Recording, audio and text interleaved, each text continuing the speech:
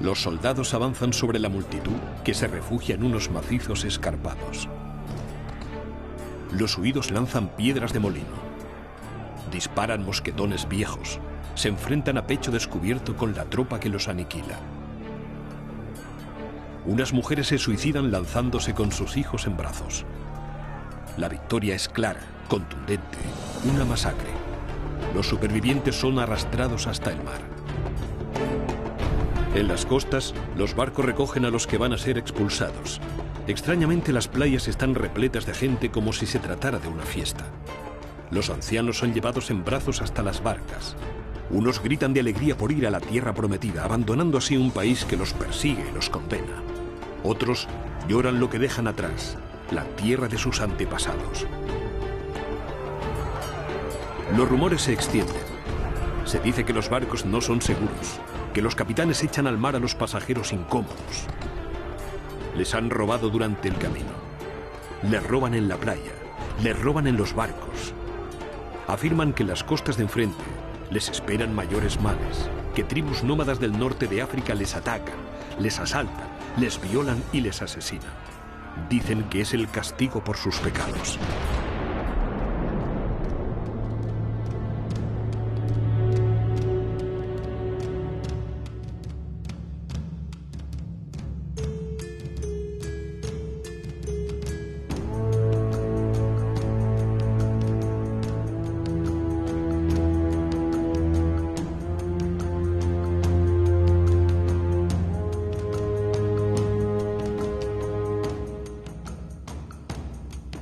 Pero, ¿qué han hecho todas estas personas para sufrir esta inusitada serie de castigos?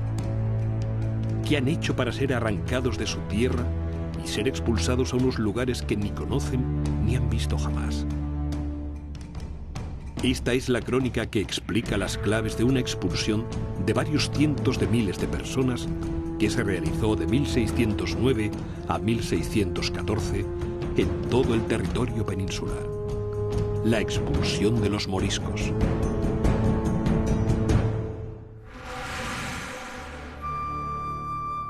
Pero, ¿quiénes eran los moriscos? ¿Venían de algún lejano territorio? ¿Era un grupo minoritario? ¿O, por el contrario, conformaban la mayoría de la población?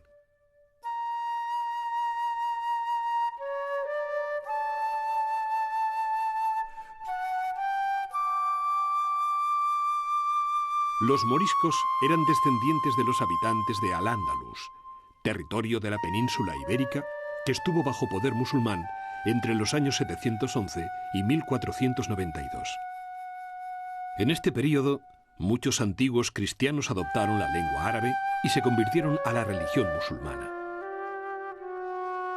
Los moriscos en el momento de la expulsión podemos decir que son 350.000 alrededor de esta cifra, quizás un poco más, un poco menos, y están divididos en fundamentalmente tres grupos importantes. Los valencianos, que son más o menos 120.000-130.000 y que representan la tercera parte de la población del antiguo reino de Valencia. Luego los aragoneses, que son 70.000 personas más o menos, que representan 20-25% de la población de Aragón. Y los castellanos, muy dispersados ellos, por casi todos los territorios de la Corona de Castilla, es decir, desde el Cantábrico hasta Andalucía, pero en el norte hay muy pocos. Galicia, Asturias, País Vasco no los conocen, pero más al sur sí que son importantes. Hay ciudades con Ávila que tienen una presencia morisca bastante importante de manera relativa, y así todas las ciudades de Castilla la Vieja, de Castilla la Nueva, de Castilla la Mancha de hoy, de Andalucía, de Extremadura, tienen una comunidad morisca. La procedencia de los moriscos hay que buscarla, por tanto, dentro de la misma península ibérica. No venían de fuera, más bien todo lo contrario. Se trataba de familias que, generación tras generación, llevaban muchos años, muchos siglos en el territorio peninsular. Habían nacido en estas tierras, habían crecido en estas tierras y habían visto nacer y crecer a sus hijos en estas tierras. Fueron inicialmente el grupo mayoritario. Habitaban la mayor parte del territorio frente al grupo reducido de conquistadores cristianos ubicados en el norte de la península. Las fuerzas cristianas fueron avanzando sobre Al-Ándalus y ocuparon sucesivamente amplios territorios del Valle del Duero, del Ebro y del Tajo. Finalmente, Levante, Murcia y Andalucía. Algunos de los habitantes de las tierras conquistadas huyeron hacia el sur o se desplazaron al norte de África. Otros quedaron bajo dominio cristiano y mantuvieron su religión musulmana. Se les llamó mudéjares, los domesticados. Eran musulmanes que quedaron en tierra de cristianos. Tenían ciertos derechos como conservar su religión, aunque pagando más impuestos que los cristianos, o siendo siervos de los señores. Más tarde, cuando fueron obligados a convertirse al cristianismo, se les denominó cristianos nuevos de moros. El pueblo los llamó moriscos, término que se impuso. Mudéjar en realidad quiere decir domesticado, es decir, es una palabra árabe adaptada por los conquistadores cristianos en el sentido de que se han domesticado la población mora, se puede decir perfectamente, por lo que he dicho de que no hay intención ofensiva, y se les deja a estos moros una amplia área de libertad de culto, de institución, de derecho y de costumbres. Las cosas luego irán mermando conforme avance cronológicamente el tiempo y conforme avance la desigualdad numérica, es decir, conforme se vaya equilibrando, y acabarán estos moros practicando el Islam siendo obligados a bautizarse por la fuerza, y por tanto se iniciará el llamado drama morisco, que califico de drama porque, siendo bautizados sin su voluntad, en general evidentemente, la Iglesia y las autoridades eclesiásticas acordaron dar por válidos estos bautismos, y eso es un drama individual, también colectivo, pero evidentemente cuando se tocan las creencias de una persona se toca más que su físico.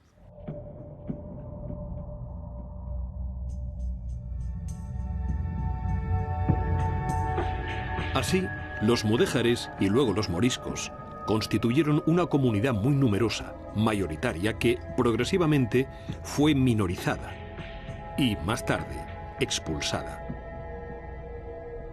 Primero se les había obligado a bautizarse y abandonar sus prácticas religiosas y culturales. Aún así, se les siguió considerando sospechosos.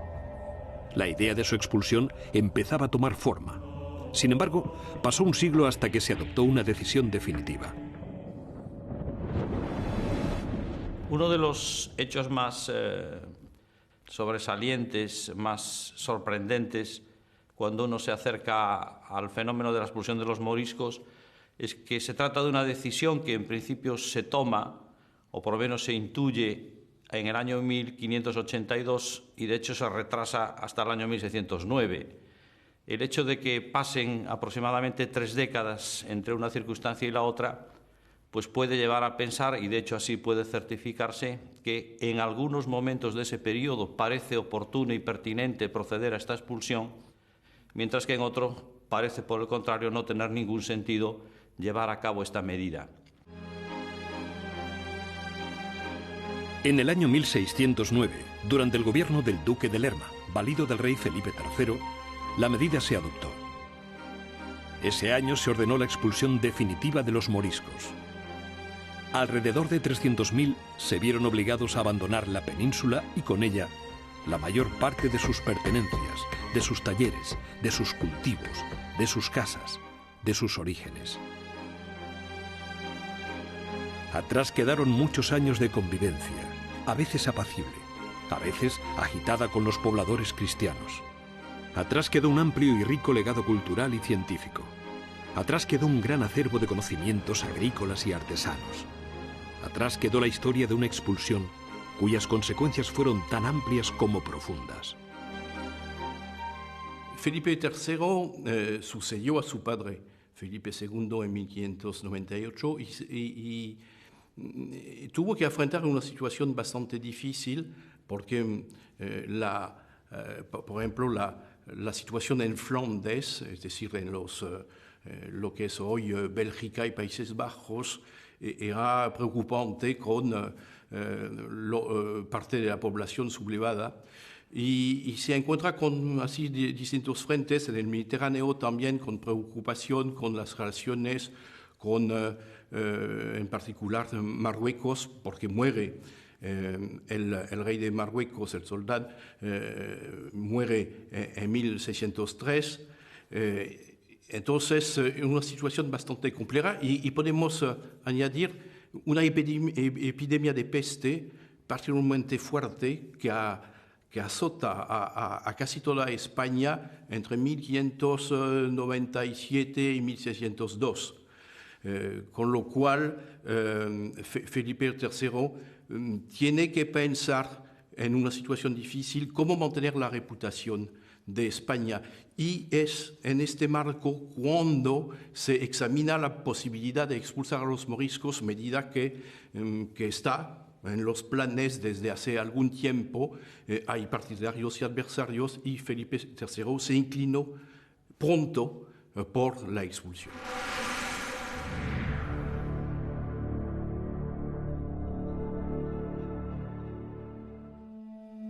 ¿A qué se dedicaban los moriscos? ¿Había moriscos ricos? ¿Eran todos cristianos? ¿Eran todos musulmanes? ¿Disponían de algún tipo de organización? Los moriscos desarrollaron un universo cultural, tecnológico y científico de gran variedad y riqueza. Su legado perdura todavía tanto en la península como en el norte de África.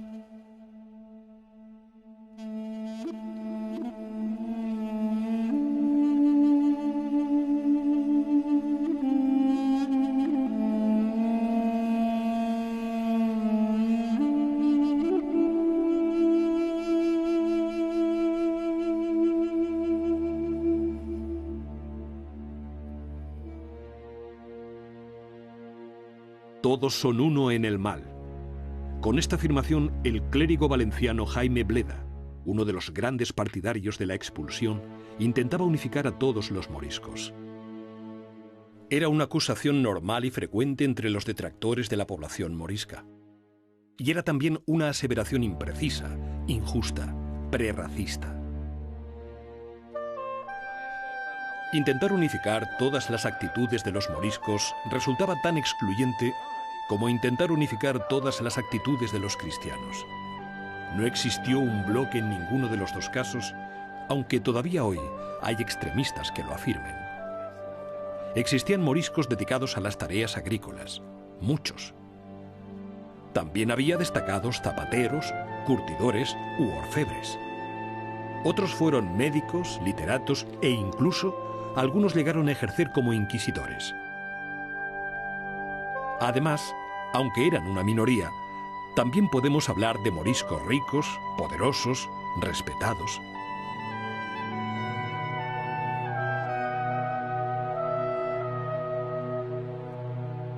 En el Reino de Granada hubo familias que se convirtieron al cristianismo durante el período mudéjar.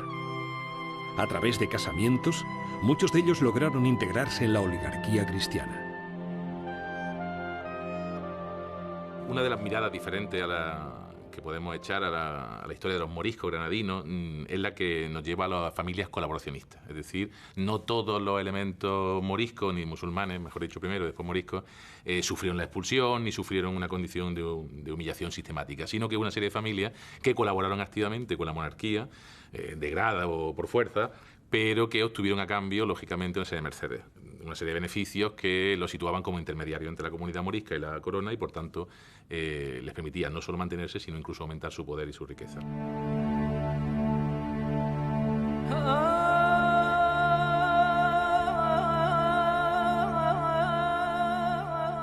No todos los moriscos eran musulmanes, no todos los moriscos eran cristianos.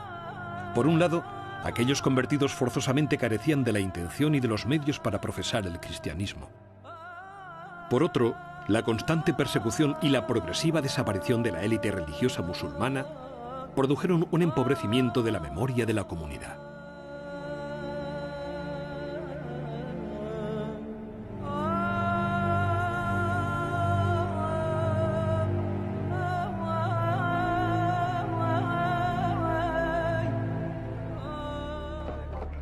La organización social de los moriscos era compleja. Eran vasallos de sus señores, pero tenían sus propios representantes. Estos se encargaban de mantener el orden en la comunidad. En muchas poblaciones existían dos instituciones, la cristiana y la aljama morisca. Las aljamas eran una especie de concejos organizados por los mudéjares. Popularmente se les llamó morerías. Administraban la justicia interna, regulaban los asuntos económicos y de propiedades, canalizaban las relaciones del grupo con la nobleza y, entre otros asuntos, recaudaban los impuestos y las tasas a pagar.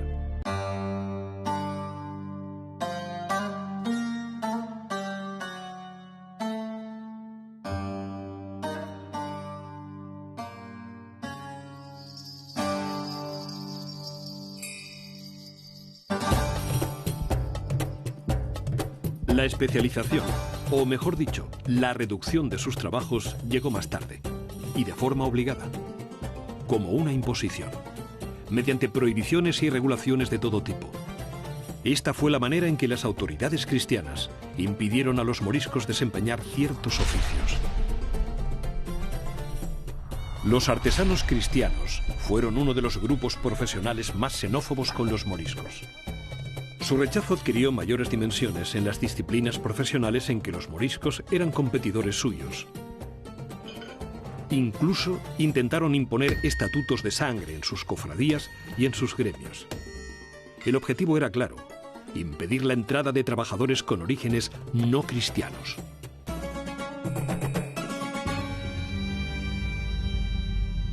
Las profesiones liberales corrieron la misma suerte. La medicina morisca, por ejemplo, sufrió durante el siglo XVI un fuerte acoso y una dura persecución. Muchos moriscos fueron expulsados de la universidad. A otros se les impidió directamente el acceso. En este escenario, las falsificaciones fueron recurrentes, y así muchos se hicieron pasar por cristianos viejos. La situación era sin duda paradójica. Los médicos musulmanes habían sido muy solicitados por reyes y obispos cristianos. Pero ahora eran perseguidos aunque su medicina, práctica y de observación era excelente. Incluso el propio monarca Felipe III, el rey que expulsó a los moriscos, fue salvado de la muerte en su niñez por un médico morisco. A través del mundo árabe, Europa se benefició de importantes avances en diferentes campos científicos. Sin los astrolabios y las brújulas no hubieran sido posibles los viajes oceánicos. Sin el cero, las ecuaciones y los algoritmos no se hubiera conseguido el desarrollo del sistema económico. Sin el papel y las tintas, la revolución de la imprenta no se hubiera alcanzado. Sin los traductores de Toledo, muchas obras científicas y filosóficas de la antigüedad hubieran desaparecido.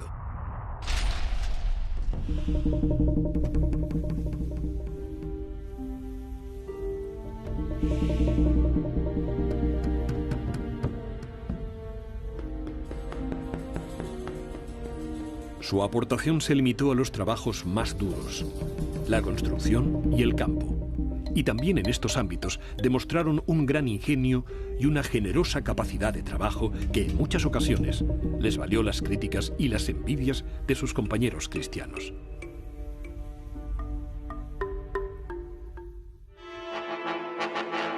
Los nobles eran conscientes del importante aporte de la comunidad morisca.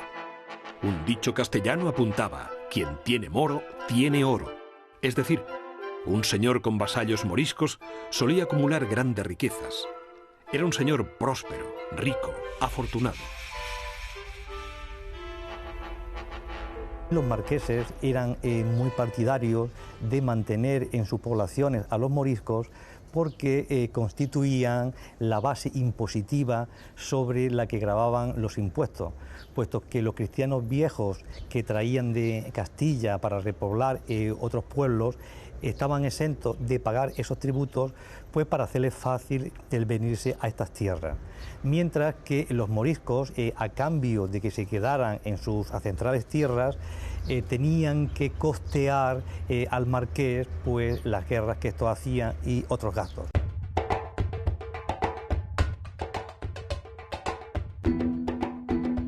La agricultura fue el trabajo de muchos moriscos.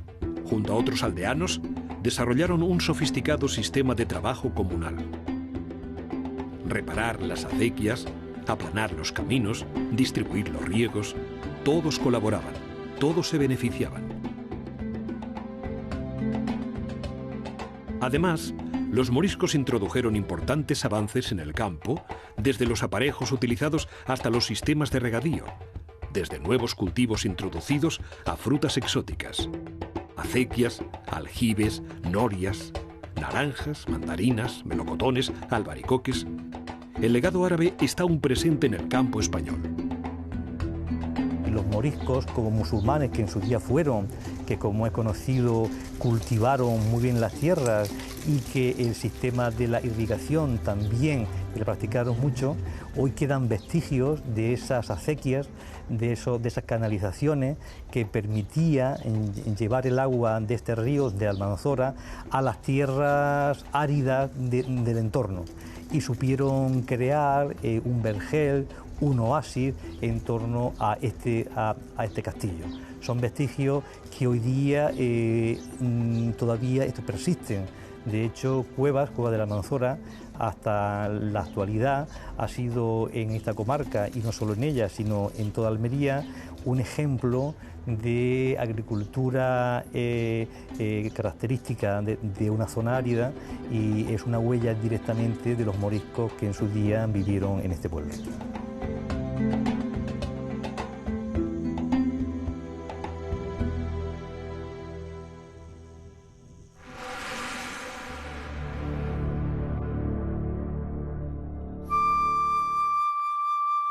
Sumergirse en la cotidianidad de una familia morisca es la mejor manera de conocer un conjunto de tradiciones y costumbres tan particulares como interesantes. La cocina morisca respondía a las directrices de una dieta mediterránea exenta de carne de cerdo y de vino. Verduras, hortalizas, aceite, frutos secos y muchas especias que hoy hemos perdido. Los detractores de los moriscos la consideraban terrible para la salud. Incluso el religioso Jerónimo Aznar Cardona llegó a afirmar que comían cosas viles, en alusión a la abundancia de una gran variedad de frutas, verduras y semillas en la alimentación morisca. El propio Cardona añade que bebían los aires, es decir, no bebían vino. El uso del aceite estaba muy extendido en la cocina morisca. Uno de los oficios típicos era el de buñolero.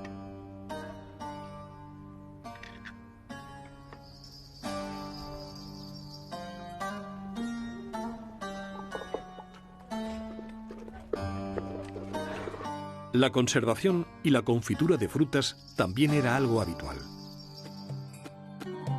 El aprovechamiento de las tierras de secano impulsaba el cultivo de la almendra y su transformación en dulces como mazapanes o turrones.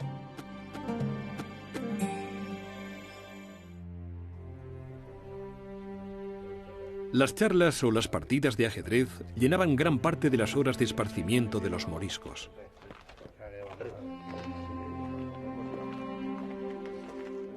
La mujer conservaba las tradiciones del hogar: la cocina, los tejidos, los cantes de las zambras, los peinados, los adornos con henna, las canciones que rememoraban tradiciones. Durante cerca de 100 años, estas costumbres fueron perseguidas y algunas erradicadas violentamente al ser erróneamente asociadas a la religión musulmana. La henna es un claro ejemplo. Fue una de las tradiciones más reprimidas. Estos adornos con los que las mujeres moriscas decoraban su piel se entendían como marcas del maligno. Aquellas que se aventuraban a cubrir sus manos o su rostro con estos dibujos podían incurrir en graves penas y severos castigos. Las prohibiciones relativas a la vestimenta afectaron más a las mujeres moriscas que a los hombres. Los ropajes femeninos se identificaron con la religión y fueron perseguidos. La ropa masculina apenas se diferenciaba de la que usaban los cristianos. Poco antes de la expulsión, solo se mantenían algunos elementos, como los grandes sombreros o los velos utilizados para protegerse del sol en el campo. Los moriscos que mantenían la religión musulmana encontraban en sus hogares el enclave perfecto para practicarla. Allí se sentían protegidos y ocultos. Las autoridades cristianas no tardaron en reaccionar. En Granada, por ejemplo, les obligaban a mantener las puertas abiertas los viernes. Los actos devocionales prohibidos en España pues, eran muy variados y afectaban pues, a los que están considerados como pilares del Islam, como son la oración, como son el mismo ayuno del mes de Ramadán. Y aunque los musulmanes lo realizaban de una forma privada, íntima, en casa, en las casas, la verdad es que siempre estaban acosados y sentían esa presión muy importante por parte del entorno que les llevaba a hacer unos actos muy simplificados, e incluso el mes de Ramadán pues no tenía todos los componentes que pueda tener un mes de Ramadán de ayuno normal en cualquier espacio del mundo islámico.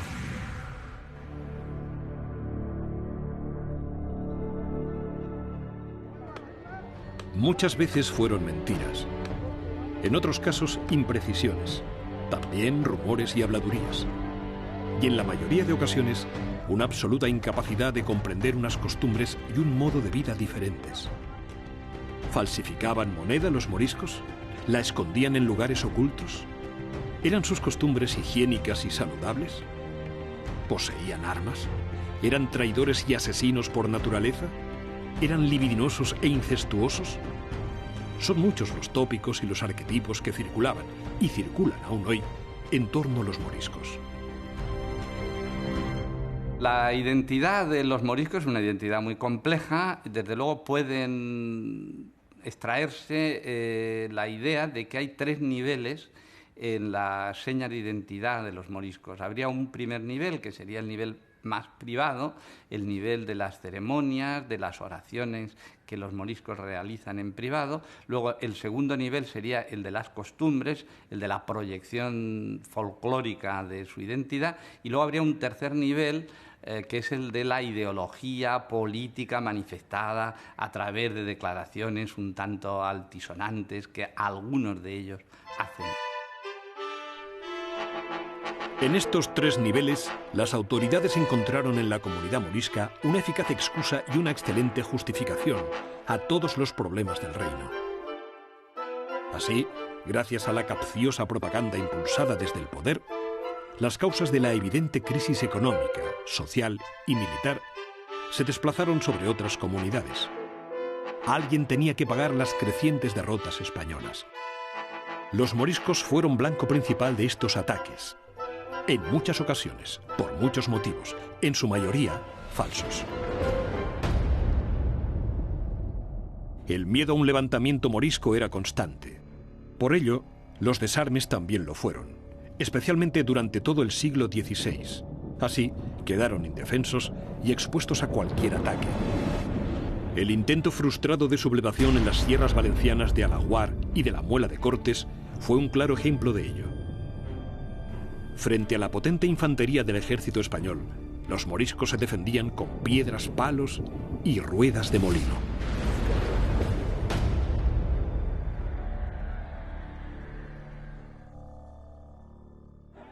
Los moriscos también fueron tildados de ser prolíficos como las ratas y libidinosos como los conejos.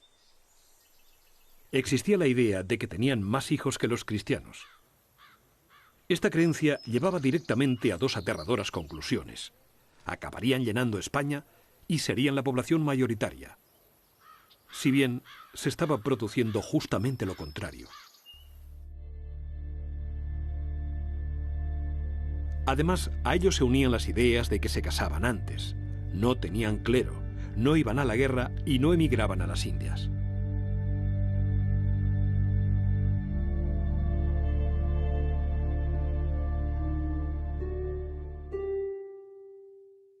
Las profecías y los cuentos que auguraban un futuro mejor estaban presentes en la literatura morisca. Las creencias mágicas no islámicas se mezclaban con los recuerdos de su religión. Esto provocaba grandes y terribles confusiones. Las acusaciones de brujería, especialmente hacia las mujeres moriscas, eran constantes y generaban un gran temor entre el resto de la población.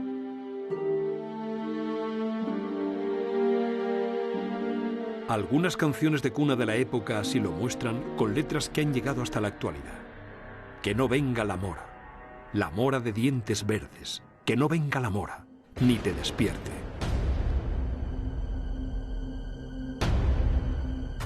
Los moriscos también eran acusados de sucios, pero no según la idea actual de higiene.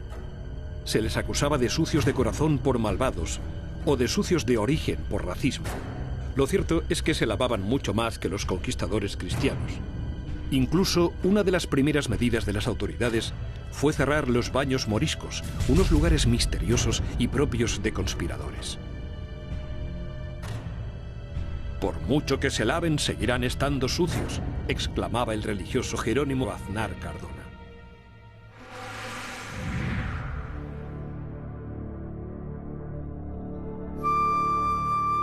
Se les conoce como los libros plúmbeos. Aparecieron enterrados en el Sacromonte granadino. Eran falsificaciones, concretamente unas excelentes y detalladas falsificaciones elaboradas con un sumo cuidado y una gran destreza. Sus autores eran intelectuales moriscos. Mezclaban la religión árabe y la cristiana. Pretendían modificar la historia. Su objetivo era claro: facilitar la comprensión de las tradiciones moriscas por parte de las autoridades cristianas. Los libros plúmbeos fueron una falsificación que hicieron los moriscos entre los años 1595 y 1599, que consistió en una especie de intento de evangelio nuevo, revelado, donde a las verdades cristianas de siempre se añadían una serie de principios de la religión musulmana con objeto de crear una especie de sincretismo de religiones que justificara la presencia de los moriscos y de alguna forma evitara su posible expulsión que en ese momento se estaba preparando. Los autores de los libros plúmbeos no consiguieron su objetivo. Sin embargo, los libros plúmbeos son un claro ejemplo de la capacidad y habilidad de la comunidad morisca. El legado cultural de los moriscos fue amplio y variado.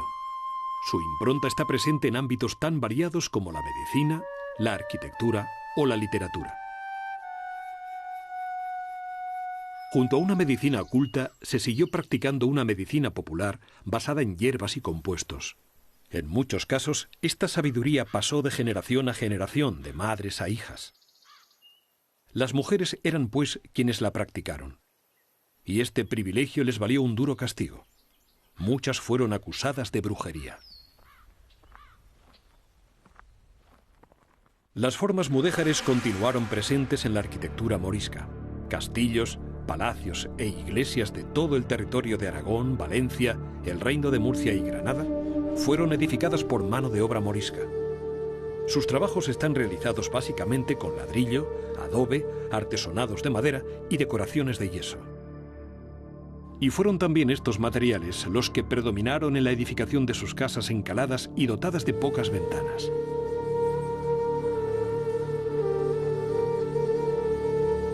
La típica casa morisca era una vivienda de extrema sencillez.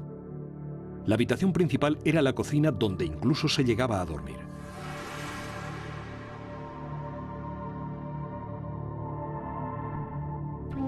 Este estilo de edificaciones, tanto en su concepción como en su apariencia, se puede todavía percibir en muchos pueblos de España. La impronta del estilo morisco sigue latente en sus barrios, en sus calles y en sus viviendas.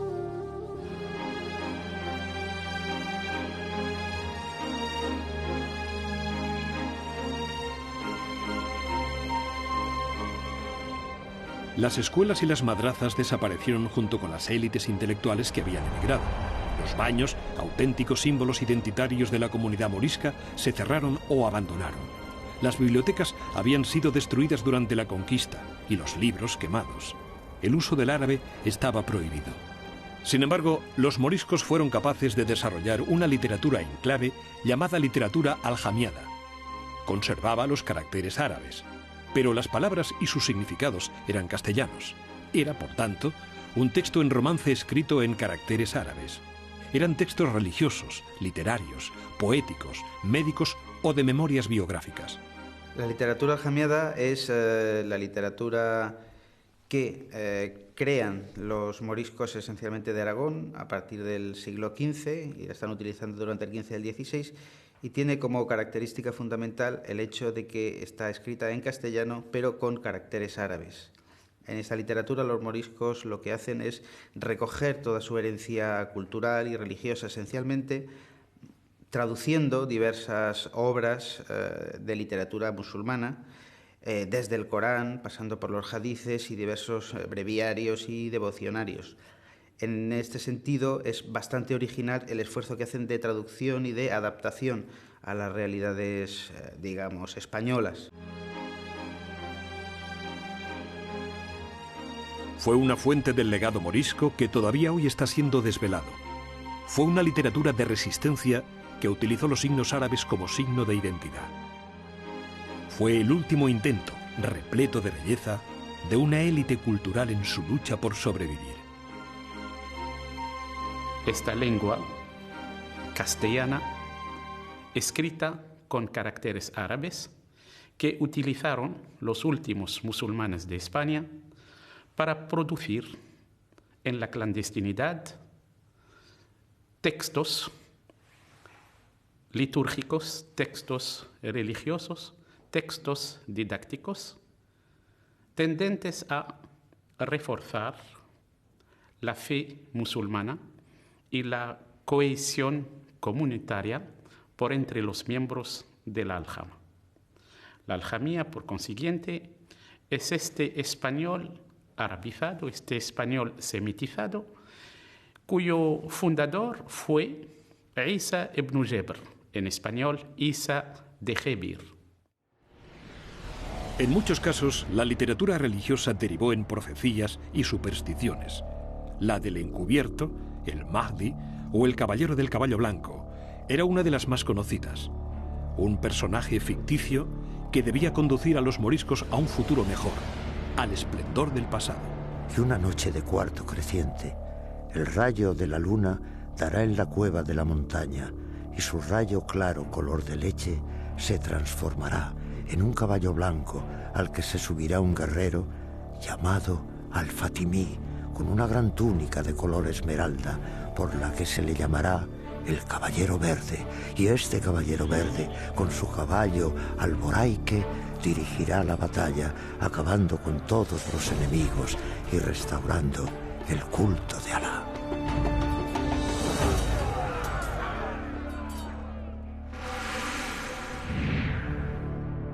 Pero, ¿por qué fueron expulsados los moriscos? ¿Qué hubiera sucedido si la expulsión no se hubiera producido? ¿Se podía haber evitado? Resulta muy complicado, casi imposible, señalar una única causa para explicar la expulsión de los moriscos. Solo la justificación oficial de las autoridades cristianas, esgrimida por una escuela de historiadores hasta la actualidad, podría servir. La imposibilidad de asimilar a la comunidad morisca.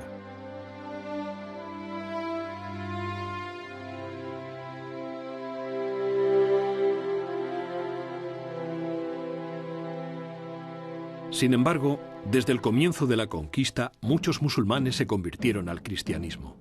A partir de la Reconquista sabemos que de alguna manera la conversión era un poco, entre comillas, forzada o te iba.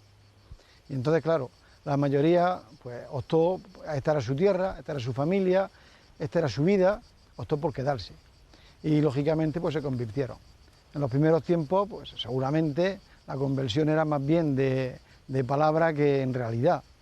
Era un poco aparentar, pero poco a poco fueron convirtiéndose en auténticos cristianos.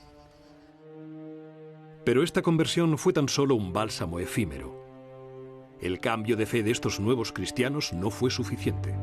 En 1609, el rey Felipe III ordenó la expulsión de los moriscos de sus reinos. Se pretendía erradicar con cualquier resto del pasado musulmán de todo el territorio de la península ibérica. En algunos casos, no obstante, fue necesario llevar a cabo hasta 3 intentos de expulsión de los moriscos de un mismo lugar. El pueblo de Villarrubias de los Ojos, de Ciudad Real, es un claro ejemplo. Villarrubias de los Ojos es un caso muy interesante, porque es un pueblo pequeño del campo de Calatrava, en La Mancha, y resulta que la mitad de la población pues, eran moriscos, ¿no? Muy bien asimilados, parece que no había conflictos locales, nada fuera de lo normal en cualquier pueblo, digamos, de La Mancha. Cuando llegan las expulsiones, se quedan muy sorprendidos porque creen que van a quedar exentos por estar tan bien asimilados, se creen cristianos, católicos, y se les cae como una bomba el bando de expulsión. Los expulsan la primera vez a Francia y con un mes o 6 semanas ya han vuelto todos al pueblo y vuelven a sus casas, vuelven a sus vidas tranquilamente, andando desde Francia, que no es poca cosa. La segunda expulsión tiene lugar unos meses después, en 1612, y esta vez intentan echarlos a África, pensando que desde África ya será más complicado. Y aún así, pues consiguen volver.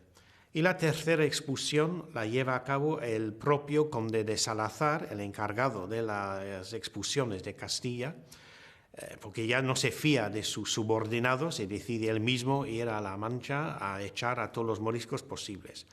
Y con el mismo pobre resultado. Y pocos años después, demográficamente, económicamente, está claro que la mayor parte, si no todos los moriscos, están de vuelta, están de nuevo en el pueblo.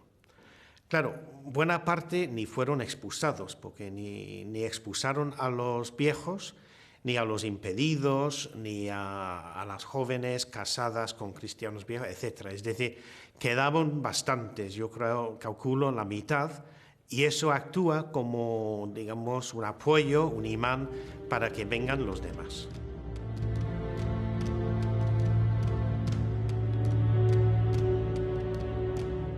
Muchos moriscos del pueblo de Villarrubias de los Ojos nunca se marcharon. Otros simplemente regresaron poco tiempo después. Su asimilación con el resto de aldeanos era total. La población cristiana les apreciaba y su ayuda para burlar el decreto real fue decisiva. Sin embargo, este es tan solo un caso excepcional.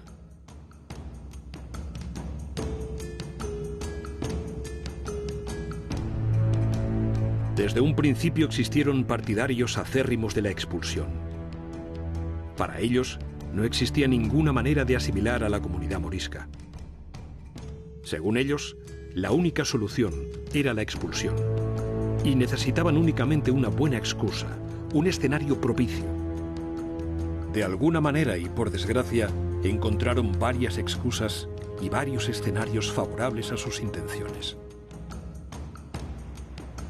La tregua con los protestantes rebeldes holandeses facilitó los medios y los recursos para materializar la expulsión. La obsesión de los hidalgos por la llamada pureza de sangre, el complejo de inferioridad ante una Europa que veía en España un país de moros y judíos, el afán de protagonismo de un monarca en busca de reconocimiento. La crisis económica del momento generaba un clima propicio a la expulsión. No olvidemos que incluso los propios moriscos fueron acusados de provocar tal recesión. El miedo a una hipotética y a la vez imposible sublevación armada morisca. La vinculación de los moriscos con el Imperio Otomano, el mayor enemigo de la monarquía hispánica. Estas, junto a otras muchas motivaciones, contribuyeron a generar esta coyuntura antimorisca. Y en abril de 1609, la decisión fue tomada. Y por mandato de Su Majestad el Rey Felipe III, se ordena que todos los llamados moriscos, así hombres como mujeres con sus hijos, deben abandonar Almonacid. Deben abandonar Almonacid y por extensión todo el reino. Que en un plazo máximo de 10 días vayan a embarcarse a la parte donde el comisario les ordenare, y el que no cumpliere, incurra en pena de vida, que se ejecutará irremisiblemente. Se decretó la expulsión de los moriscos, aunque no sin miedo. Las autoridades temían una reacción violenta de la comunidad morisca que desencadenase una sublevación en diferentes puntos de la península.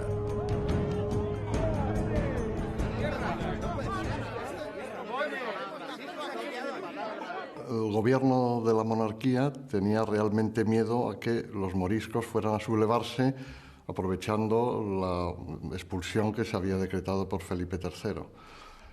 Para ello movilizó una gran cantidad de galeras, de galeones y trajo tropas de Italia para prevenir esta posible sublevación.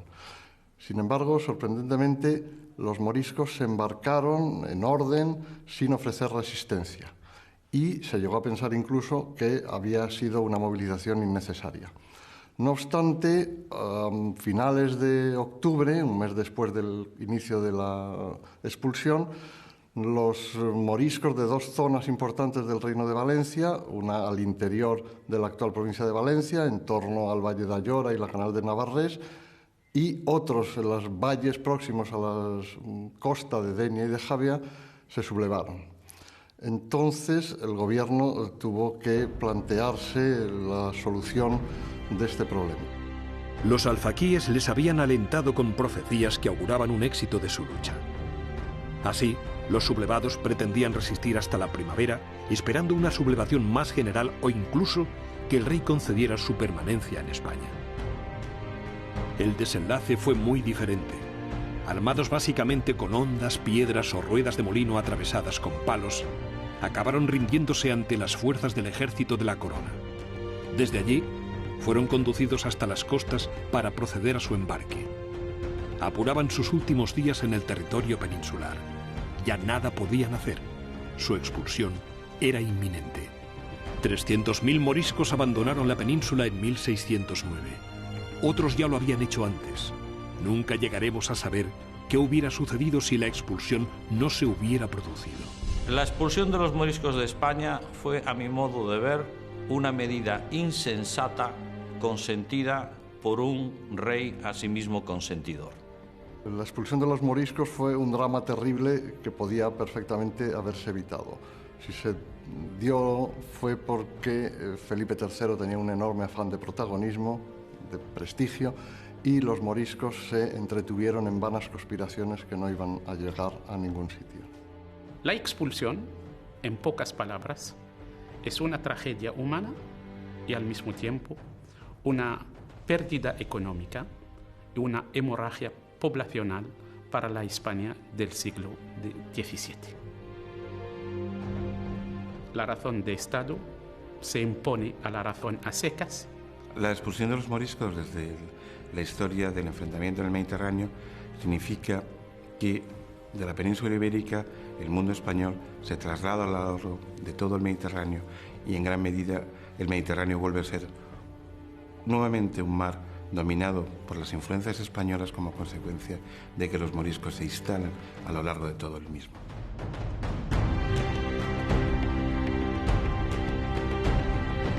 La península ibérica perdió una riqueza cultural y humana que recibió el norte de África. Allí, los barrios, la música, la artesanía, los cuentos, las leyendas, siguen recordando a día de hoy que la comunidad morisca continúa viva.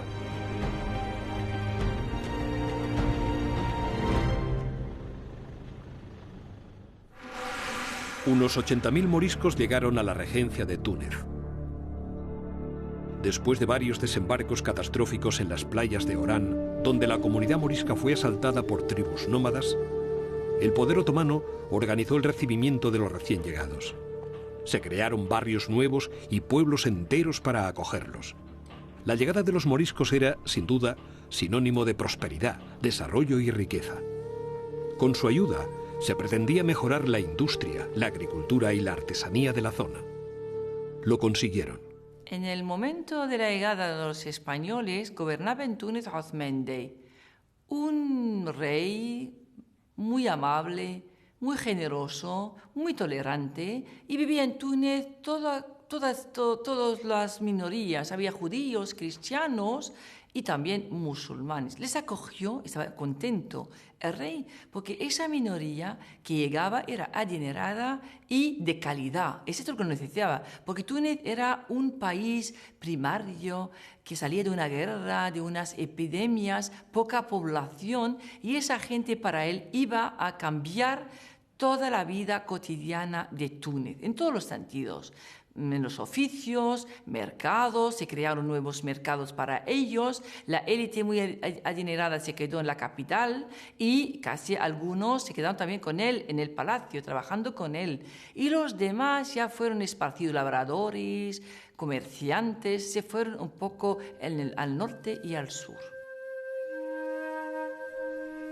La gran riqueza y el florecimiento que la llegada de los moriscos generó en los territorios del norte resulta algo evidente. Hoy el interrogante es otro. La incógnita es más evidente. La respuesta se muestra más difícil. La pregunta es más sencilla. ¿Cómo hubiera sido ese espacio de convivencia en una España que pudo ser y no fue?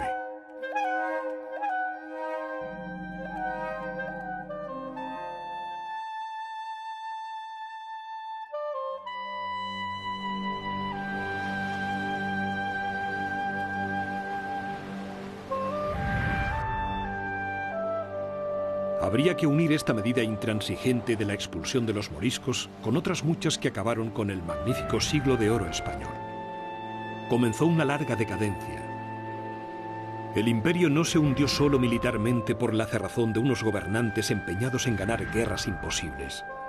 También se hundió por esa misma cerrazón frente a cualquier idea nueva o innovación.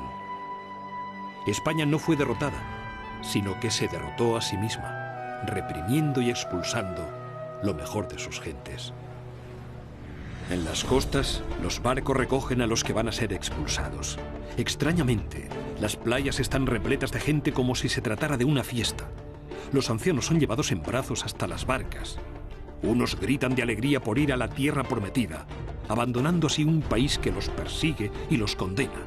Otros lloran lo que dejan atrás.